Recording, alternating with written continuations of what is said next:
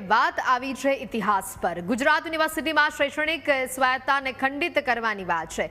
યુનિવર્સિટીના વિભાગોને આરએસએસની વિચારધારાના પ્રચારના મંચમાં ફેરવવાની કોશિશ સામે એનએસયુઆઈએ વિરોધ પ્રદર્શન કર્યો. ગુજરાત યુનિવર્સિટી કેમ્પસમાં આવેલા અટલ કલામ સેન્ટરમાં આયોજિત આરએસએસના પ્રદર્શનમાં વિરોધના ભાગરૂપે જે રીતનું પ્રદર્શન સામે આવ્યું, જે રીતની તોડફોડ થઈ અને પછી જે રીતે અટકાયતી પગલાં લેવામાં આવ્યા, આ જ મુદ્દા પર આજે વિસ્તારથી ચર્ચા કરવાની છે. અને સાથે મહત્વની વાત છે, આ ચર્ચામાં મારી સાથે જોડાયા છે ભાવિક સોલંકી, જેઓ નેશનલ કોર્ડિનેટર એનએસયુઆઈ તરફથી છે, અને ઈશાન જોશી કે જેઓ મહામંત્રી છે. આ ચર્ચાની શરૂઆત તેઓની સાથે કરીશું, પરંતુ એ પહેલા આને લઈને પ્રતિક્રિયા સામે આવી છે ઈશાન જોશીની. પહેલા તેને પણ સાંભળી લો.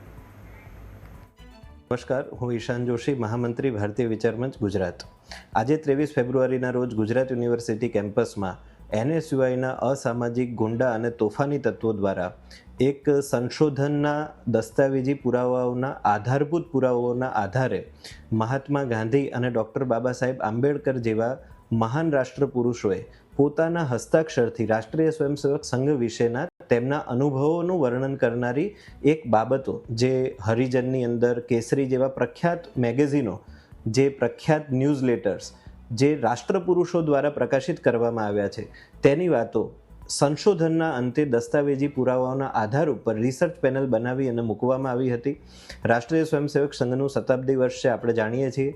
મહાનુભાવોએ, રાષ્ટ્રપુરુષોએ પોતાના જે અનુભવોનું વર્ણન કર્યું હતું, તે વર્ણનને ગંભીર સંશોધનના અંતે ભારત શોધ સંસ્થાન અને ગુજરાત યુનિવર્સિટી ભારતીય વિચાર મંચના સહયોગથી આખી પ્રક્રિયાને પૂર્ણ કરીને તેને પ્રદર્શની માટે સૌથી મહત્વની બાબત છે, ગુજરાત યુનિવર્સિટી અને ગુજરાતના રિસર્ચર્સ, શોધકર્તાઓ, અધ્યયનકર્તાઓ અને અકાદમિક કામ કરનારા લોકો માટે આ મૂકવામાં આવ્યું હતું, જેને અસામાજિક તત્વોએ ગુજરાત યુનિવર્સિટી કેમ્પસમાં આવીને તોડફોડ કરી અને ફેંક્યું, તોડ્યું.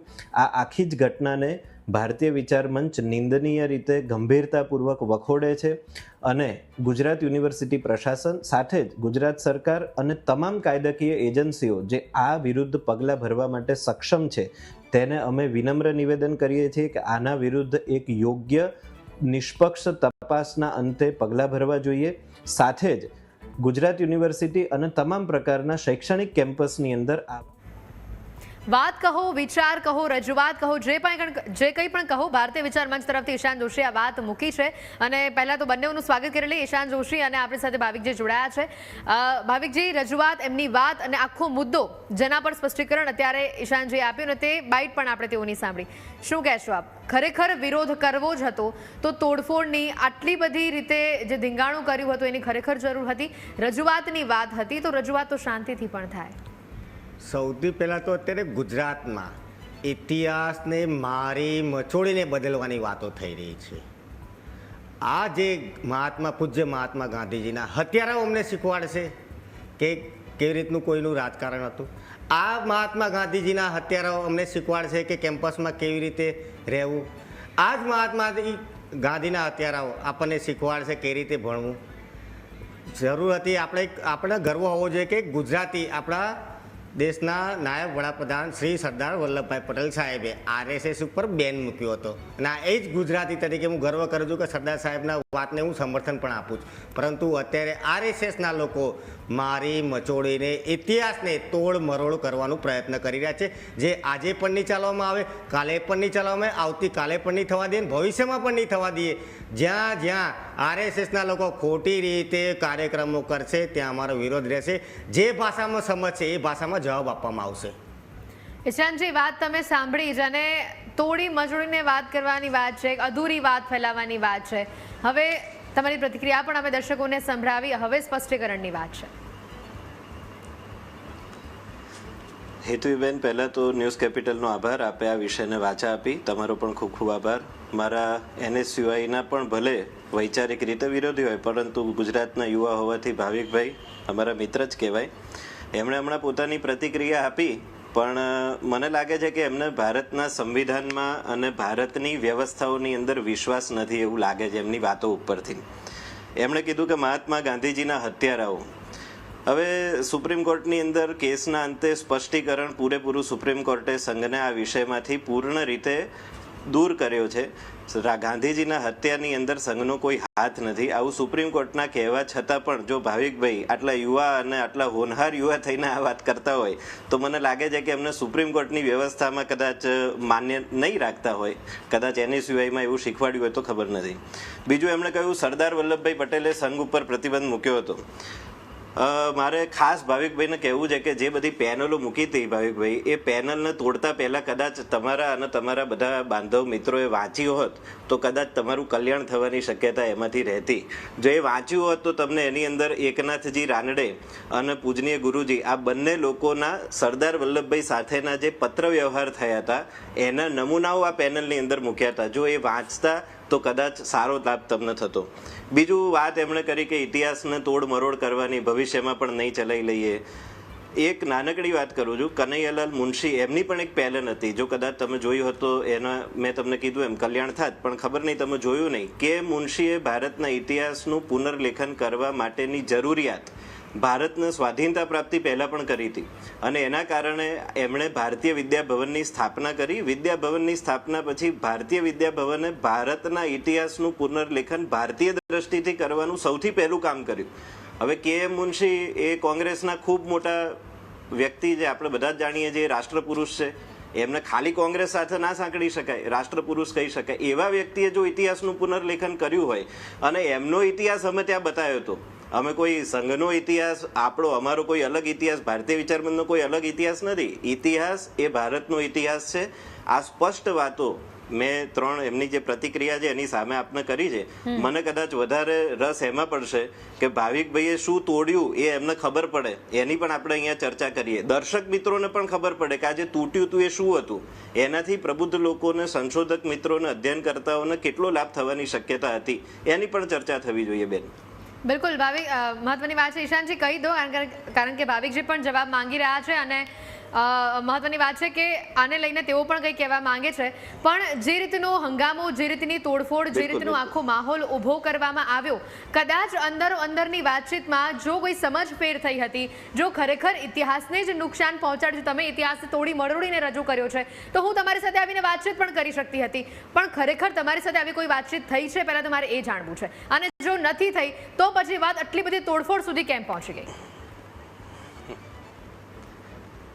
અમારી સાથે તો હેતવીબેન કોઈ વાત નથી થઈ અને તમારા માધ્યમથી, પત્રકાર મિત્રોના માધ્યમથી અમને આ આખી ઘટનાનો વિડીયો જ્યારે મળ્યો ત્યારે અમને ખબર પડી કે આ ઘટના આવી એક નિંદનીય ઘટના, વખોડી કાઢવા લાયક ઘટના થઈ છે. યુનિવર્સિટી કેમ્પસની અંદર આવી ઘટના થવી જ ન જોઈએ. અને તમે કીધું એ જ પ્રકારે બિલકુલ સંવાદના આધારે આ વસ્તુ થવી જોઈએ. આ ભાવિકભાઈએ જો જોયું હોત ને તો એમને ધ્યાનમાં આવતું કે ભારતના રાષ્ટ્રપુરુષો એકબીજાની સાથે સંવાદ કરતા હતા. બાબા સાહેબ આંબેડકર, સંઘ, ડૉક્ટર હેડગેવાર, ગાંધીજી અને ડૉક્ટર હેડગેવાર, ગાંધીજી અને સંઘ, આ બધાની એકબીજા સાથેની વાટાઘાટોના ઐતિહાસિક દસ્તાવેજો હતા. એમાં બીજી કોઈ વાતો નથી. સ્પષ્ટ ઐતિહાસિક દસ્તાવેજો, પુરાવા સાથેના. અને બીજું એ દસ્તાવેજો જે હતા એ સંઘે નથી લખ્યા, ગાંધીજીએ પોતાના હાથથી જે લખ્યું હતું એ ત્યાં મૂક્યું હતું. પણ મિત્ર ભાવિકભાઈએ જોયું નહીં, શું કરીએ? બિલકુલ ભાવિકજી, સૌથી પહેલાં તો હું એમને કહેવા માગીશ કે તમારે કાર્યક્રમ કરવા હોય તો શિક્ષણના ધામ સિવાય બીજા કોઈ તમારી જોડે જગ્યા જ નથી. શિક્ષણને કેમ ટાર્ગેટ કરો છો? ભરતીમાં પણ RSSના લોકોને ઘુસાડવામાં, ખોટી રીતે ભરતી કરવામાં આવે, ખોટી રીતે લોકોને ઇન્વોલ્વ કરવાના. તમારે કાર્યક્રમ કરો તો જાહેર જગ્યાએ કરો, પબ્લિકને ખબર પડે. તમે મારી મચોડીને ગુજરાતના નવયુવાન વિદ્યાર્થી મિત્રોને મારી મચોડીને ઇતિહાસની વાતો શીખવાડવાની વાતો કરી રહ્યા છે. પરંતુ ખરેખર તમે યુવા વર્ગમાં જાઓ, જાહેર જગ્યાએ જાઓ, ત્યાં તમને સામું લોકો જવાબ આપશે કે નહીં આ હતું ને આ ખોટું છે. તમે પૂજ્ય મહાત્માની વાતો કરી, બાબા સાહેબની વાતો કરી, પણ તમે સંવિધાનને માનો છો ખરી? મારો સૌથી મોટો સવાલ, તમે સંવિધાનને માનો છો ખરી? બાબા સાહેબના નામે વાતો કરો છો, તમે સંવિધાનને માનો છો? તમે મનુસ્મૃતિવાળા છો માણસ. ભાવિકભાઈ, તો વિરોધ પણ તમે તો યુનિવર્સિટીમાં જ કર્યો, શિક્ષણના ધામમાં જ કર્યો, તોડફોડ તો ત્યાં જ થઈ. તમે પણ વિરોધ બહાર કરી શકતા હતા. યુનિવર્સિટી હોય કે શિક્ષણનું કોઈ પણ ધામ હોય, ત્યાં RSSનું કોઈ પણ કાર્યક્રમ હશે તો વિરોધ થશે ને ડંકાની ચોટ ઉપર થશે. હું એ જ કહું છું કે તમે યુવાનોને ગેરમાર્ગે દોરવાની વાત કરી, તો એ જ યુવાનો સાથે વિરોધ રસ્તા પર કરવો હતો, શિક્ષણના ધામમાં નહોતો કરવો. યુનિવર્સિટીના રજિસ્ટ્રાર હોય કે યુનિવર્સિટીના કુલપતિ હોય, તમામ લોકોને જાણ કરી હતી કે કેમ્પસમાં RSSનો કાર્યક્રમ થશે તો વિરોધ થશે તમે મંજૂરી ના આપતા. એટલે વિરોધ તોડફોડ કરવાથી જ થાય, વિરોધ વાક પ્રયોગથી ન અમે થાય. જે તોડફોડની વાત કરે છે, અમે કોઈ પૂજ્ય બાબા સાહેબ આંબેડકરના ફોટાને કોઈ મારી મચોડી નથી તો ફાડ્યા કે તોડ્યા. પૂજ્ય મહાત્મા ગાંધીજીના ફોટાને કોઈ મારી મચોડી તોડ્યા. મા ભારતીના કોઈ ફોટાને કોઈ હાથ નથી લાગ્યો. આ ખોટી રીતે બનાવીને આક્ષેપો કરીને ખોટી રીતે અમારા કાર્યકર્તાઓ પર કેસ કરવામાં આવે છે. ખરેખર જો એમને તપાસ કરવી હોય, યુનિવર્સિટીના CCTV કેમ્પસ જોવા તો ABVPના ગુંડા તત્વોએ પાઇપો લઈને લોખંડો લઈને અમારા NSYના કાર્યકર્તાઓના બેનરો તોડ્યા છે. મેં અમને સાંજે પણ હમણાં વિડીયો નાખ્યા છે મીડિયાના મિત્રોમાં. ઈશાનજી, આક્ષેપ ઘણો મોટો છે કે અમે નથી કર્યું, ABVPના માણસોએ કર્યું છે આ બધું. હા બેન, આમાં શું છે, નિષ્પક્ષ તપાસમાં સૌથી મોટું વિઘ્ન એ જ લોકો બનતા હતા. તપાસ થશે ને તો આ બધા તથ્યો બહાર આવશે. ભાવિકભાઈના પોતાના હેન્ડલ ઉપરથી ભાવિકભાઈ આ બધું પોતાનું પોત પ્રકાશેલું છે. એમણે કીધું શિક્ષણના ધામની અંદર અમે ઇતિહાસની વાતો નહીં થવા દઈએ, જાહેર જગ્યાઓ ઉપર જઈને કરો. ભાઈ, શું ગુજરાત યુનિવર્સિટી જાહેર જગ્યા નથી? પબ્લિક યુનિવર્સિટી નથી? એ કોઈની ચોક્કસ NSYની માલિકીની જગ્યા છે? મિત્ર, ઓ ભાવિકભાઈ, શિક્ષણના ધામની અંદર શિક્ષણનો કાર્યક્રમ થયો હતો. તમારા ગુંડા અને લુખ્ખા તત્વોએ ભાવિકભાઈ, તમારા ગુંડા અને લુખ્ખા તત્વોએ જે ત્યાં પોત પ્રકાશ્યું પોતાનું, એ લુખ્ખાઈ હતી. ભારતીય વિચાર મંચ દ્વારા જે કાર્યક્રમ થયો એ કાર્યક્રમ એક વૈચારિક કાર્યક્રમ હતો. તમે પહેલા સરખો અભ્યાસ કરો, તમે જુઓ તમે શું કર્યું છે. ખાલી રાજકીય નેતાઓ બની અને માર્કેટમાં ફરવાથી કઈ થાય નહીં. અને ખરેખર થોડો ઘણો ઇતિહાસ વાંચશો ને તો તમારું કલ્યાણ થશે. થોડું વાંચો. બાબા સાહેબ આંબેડકરના પોસ્ટર તમે ફાડ્યા. અત્યારે વિડીયોની અંદર આ કાર્યક્રમની અંદર પૂજ્ય ગાંધીજી અને પૂજ્ય બાબા સાહેબ બોલવાથી તમે કશું જ નથી કરી શકતા. તમે કોઈ દિવસ જોવા ગયા હતા? અમને તો ખબર જ છે ને. જો 15મી ઓગસ્ટના વિડીયો કાઢીને જોવો જ ખબર પડશે તમને. નાગપુરના કાર્યાલયમાં તમે તિરંગાને સલામી પણ નતા આપતા, તિરંગો ત્યાં લહેરાવ પણ નતા. નાગપુરના કાર્યાલયમાં જોવા જાવ તો ખબર પડે. ભાવિકભાઈ, હેતવીબેન, આ ભાવિકભાઈ કોઈ પણ મુદ્દા વગરની ખાલી તમારા બે મોઢાની વાતો ખાલી ચર્ચા પોતાનું.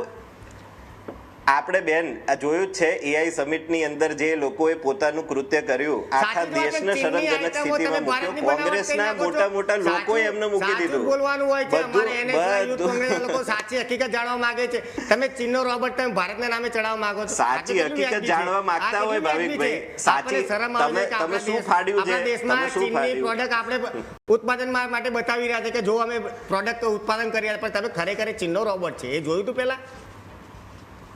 આપણે વાત અત્યારે આની જ કરીએ ભાવિકજી, વાત અત્યારે આની જ કરીએ.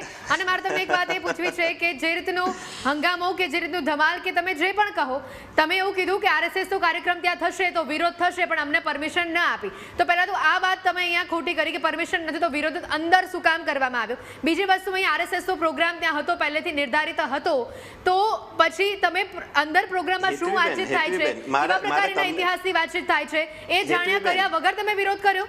RSS નો કોઈ પણ જગ્યાએ કાર્યક્રમ છે. બેન, મારે તમારી વાતમાં સુધારો કરવો છે. તમે એ સાંભળ્યું કે ઇતિહાસ સાથે વિચાર મંચનો હતો, રાષ્ટ્રીય સ્વયંસેવક સંઘનો નથી. ઇતિહાસને તોડી મરોડીને રજૂ કરવાની વાત છે બેન. હું એ જ કહું છું કે આપે ત્યાં સાંભળ્યું કે શું વાત થતી હતી. તમે એમ કીધું કે લોકોએ વિરોધ કર્યો એટલે તમે વિરોધ કરવા આવ્યા, તો અહીંયા તમે પણ એ જ કરી રહ્યા છો કે લોકોએ વિરોધ કર્યો એટલે તમે વિરોધ કરવા આવ્યા. NSY યુથ કોંગ્રેસ પાર્ટી તમામ લોકોનો વિરોધ કર્યો. ઇતિહાસને મારી મચોડીને રજૂ રજૂ છે એ ક્યારેય નહીં થવા દે અમે.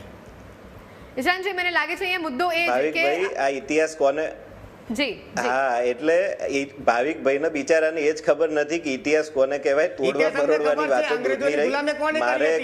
અંગ્રેજોની ગુલામી કોને કરી હતી ઇતિહાસ? હા, તમારા બધાને ખબર છે. મિત્ર ભાવિકભાઈ, તમે પેલા હેમંતભાઈ શાહને રાખ્યા છે ને, એમને આજે વર્કશોપ રાખ્યો હતો. એ વર્કશોપમાં તમારે બેસવાનું હતું આ ડિબેટમાં આવતા પહેલા, તો કદાચ તમને એ યોગ્ય રીતે કહેતા. હું તમને એમ કહું છું કે ઇતિહાસમાં અંગ્રેજોની ગુલામી કોને કરી હતી? આ મિત્ર ભાવિકભાઈ જે વાત કરે છે સાંભળી લો પછી તમારો જવાબ લો. ઈશાનજી, એમણે જે પોસ્ટર ફાડ્યું ને બેન, એ પોસ્ટરની અંદર એક આખી રાષ્ટ્રીય સ્વયંસેવક સંઘની પ્રતિજ્ઞા હતી, જે ડોક્ટર હેડગેવારજી, જેમણે રાષ્ટ્રીય સ્વયંસેવક સંઘની સ્થાપના કરી હતી, એમના હસ્તાક્ષરથી લખેલી હતી. એમાં એમણે રાષ્ટ્રીય સ્વયંસેવક સંઘની સ્થાપના શું કરવા માટે થઈ, એમાં લખ્યું હિન્દુ રાષ્ટ્રનું ઉદ્ધાર કરવા, કલ્યાણ કરવા, સાંસ્કૃતિક પુનરુદ્ધાર કરવા, ભારતને સ્વતંત્રતા અપાવવા માટે રાષ્ટ્રીય સ્વયંસેવક સંઘની સ્થાપના થઈ હતી. આ ભાવિકભાઈ કશું જોયા જાણ્યા વગર અત્યારે ડિબેટમાં આવ્યા છે. કદાચ એમને પેલા જૂના મિત્રોએ ટ્રેનિંગ આપી હોત તો સારું થાત. ભાવિકભાઈ એક પણ યોગદાન બતાવો, એક યોગદાન બતાવો. એટલે યોગદાન બતાવું તમારું યોગદાન બતાવું. એક બે વાત કરું હેતુબેન. જી જી ઈશાનજી. હા શહીદ થયા એ બતાડું, શહીદ થયા બધા બતાડું. જંગલ સત્યાગ્રહ, હેતુબેન, જંગલ સત્યાગ્રહનું નામ મારા મિત્ર ભાવિકભાઈએ નહીં સાંભળ્યું હોય, કારણ કે એમનો ઇતિહાસ બહુ કાચો છે. એમને જંગલ સત્યાગ્રહનું અધ્યયન કરશે તો ખબર પડશે. જંગલ સત્યાગ્રહની અંદર ડોક્ટર હેડગેવારજી અને એમની સાથે હજારો લાખો સ્વયંસેવકો મહારાષ્ટ્રના બધા જેલમાં ગયા હતા. કે મુનશી, કનૈયાલાલ મુનશી, ગુજરાતના સૌથી મોટા પનોતા પુત્ર, કે મુનશીએ કોંગ્રેસ છોડ્યું. કેમ? કારણ કે કોંગ્રેસની અંદર ભારત વિરોધી વાતો થતી હતી. કોંગ્રેસ છોડેલા કે મુનશી રાષ્ટ્રીય સ્વયંસેવક સંઘની શિબિરમાં ગયા પુણેની અંદર, અને પુણેની શિબિરમાં એમણે પોતાનું જે ઐતિહાસિક ભાષણ આપ્યું સંઘના કાર્યકર્તાઓની સામે, એ પોતે એમના અખંડ હિન્દુસ્તાન પુસ્તકની અંદર એમણે પ્રકાશિત કર્યું છે. એમના પોતાના હસ્તાક્ષરમાં પુણેની સંઘની શિબિરમાં કે મુનશીનું આપેલું પોતાનું ભાષણ. મિત્ર ભાવિકભાઈ નહીં સમજાય આ બધી વાતો, પણ આ ગુજરાતના પ્રબુદ્ધ લોકો માટે ખાસ વસ્તુ છે. અખંડ હિન્દુસ્તાન પુસ્તક વાંચો, કે મુનશીનું ભાષણ વાંચો, કે મુનશી સંઘની શિબિરમાં કેમ ગયા એ સમજો. ગાંધીજીના મનાવવાથી પાછા કે મુનશી કોંગ્રેસની અંદર ગયા, અને એ કે મુનશી અને સરદાર વલ્લભભાઈ પટેલ જેવા રાષ્ટ્ર પુરુષોએ ભેગા થઈ અને સોમનાથ મંદિરનો જીર્ણોદ્ધાર કરવાનું કામ માથે લીધું. આજે આપણે સોમનાથ મંદિરનું સ્વાભિમાન પર્વ ઉજવીએ છીએ. સૌથી મહત્વની વસ્તુ, કે મુનશીએ જે કામ કર્યું એના પરિણામે કે મુનશીનો બોયકોટ થયો કોંગ્રેસમાંથી.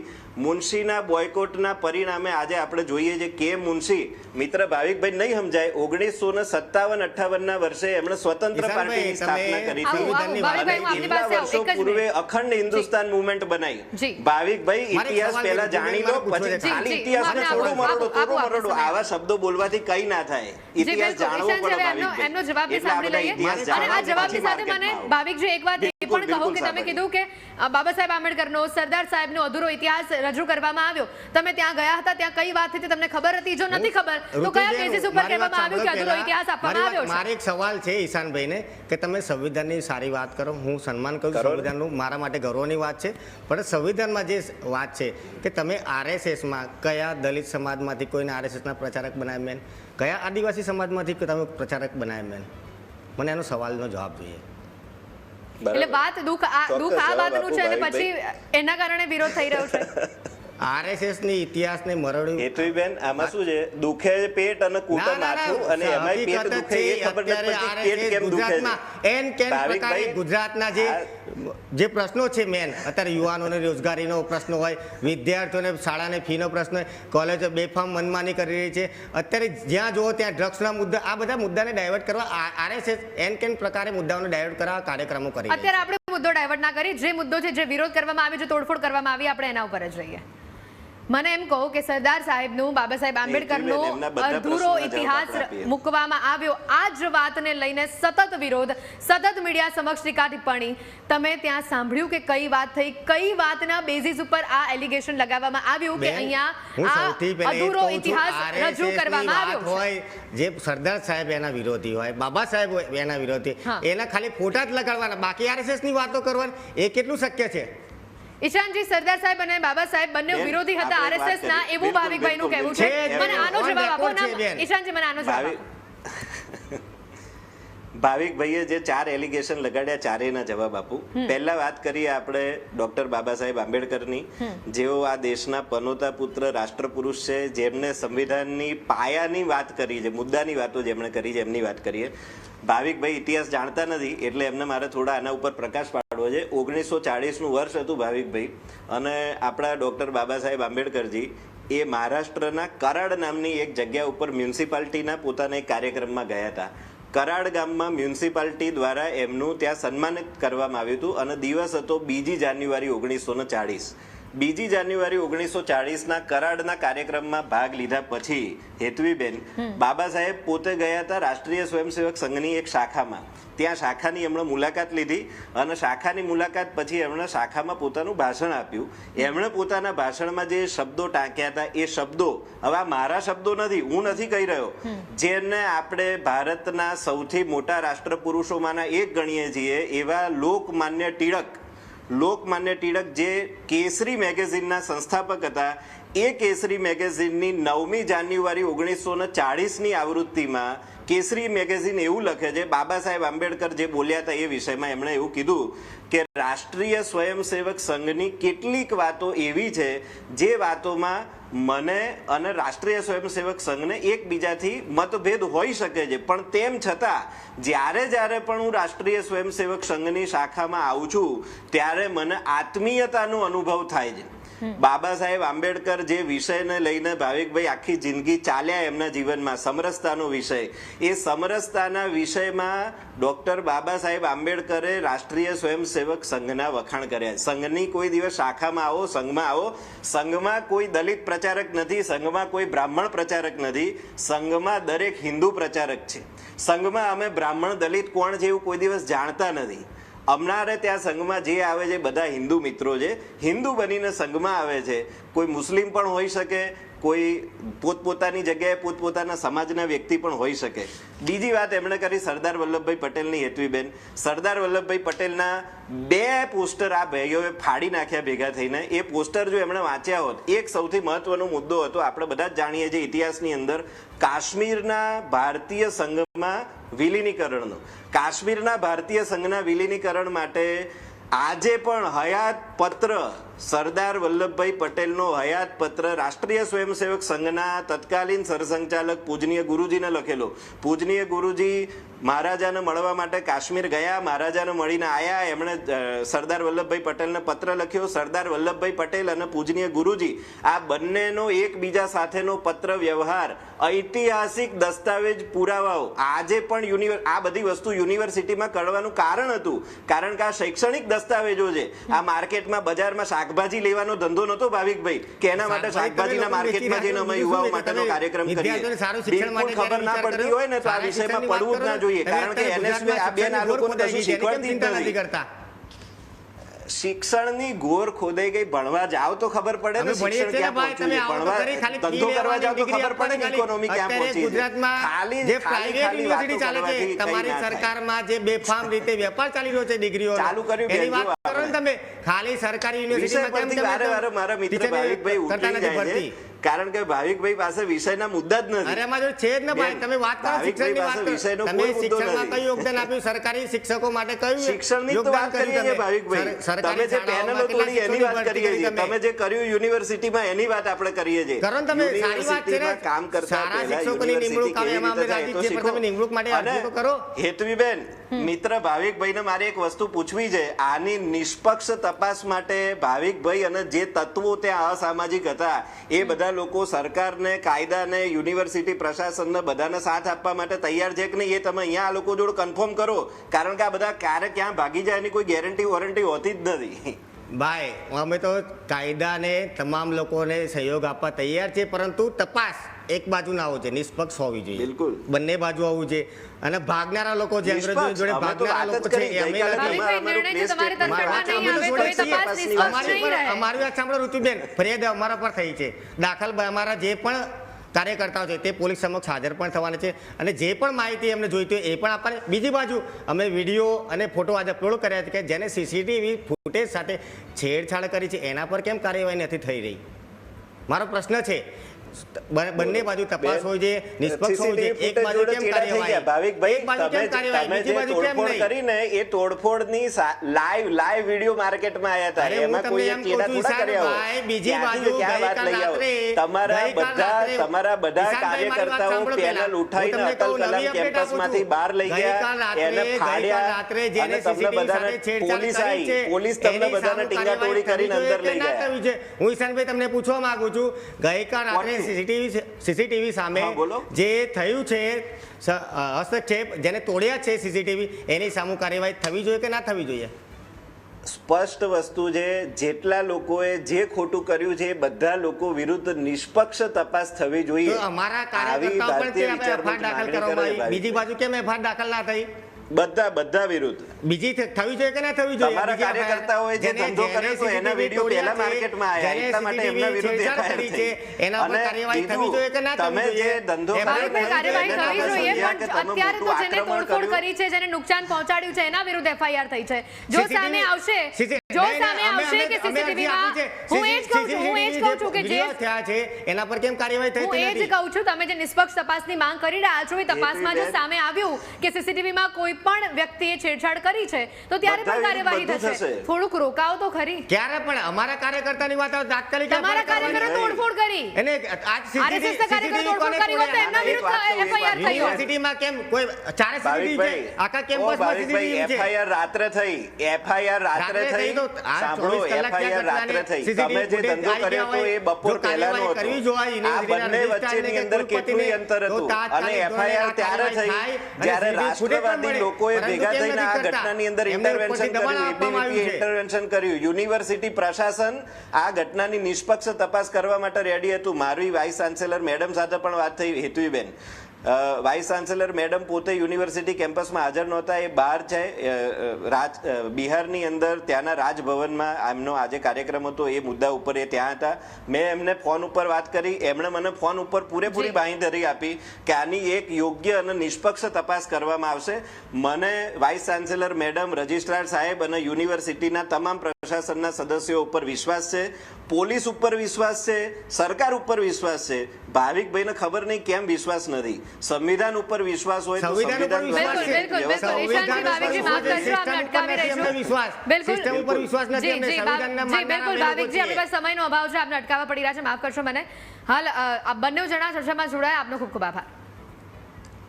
તો દર્શક મિત્રો, અહીંયા જે રીતનો આખો મુદ્દો હતો, હવે વાત શિસ્ત ભંગ વગર તપાસ થવી જોઈએ, નિષ્પક્ષ તપાસ થવી જોઈએ તેના પર છે. આવનારા દિવસોમાં તપાસને લઈને કેવા પ્રકારના નિર્ણયો લેવામાં આવે છે, કેવા પ્રકારની તપાસ થાય છે તે જોવાનું રહેશે. હાલના ચર્ચામાં સમય થયો છે રજા લેવાનો. આપ મને રજા આપશો. નમસ્કાર.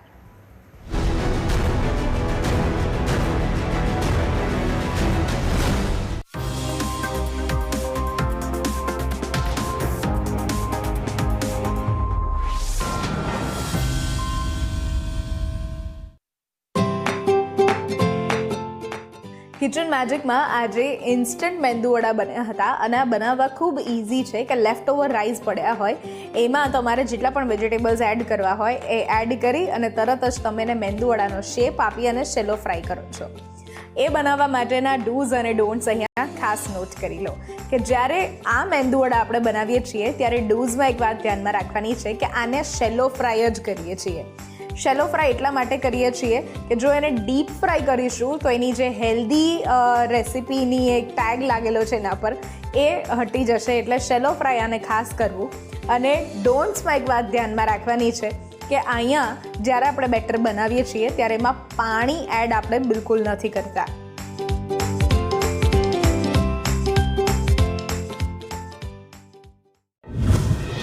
ઓલા સર્વિસ સેન્ટરમાં વાહનોના ખડકલા, જંગલેશ્વરમાં ગુનેગારોના અડ્ડાનો પર્દાફાશ, રેસ્ટોરન્ટમાં પનીરનો ચસ્કો પડી શકે છે ભારે, બોર્ડની પરીક્ષાની તૈયારીઓ થઈ તેજ. જુઓ ટોપ ન્યૂઝ ગુજરાત સાંજે 5:56 કલાકે માત્ર ન્યૂઝ કેપિટલ પર.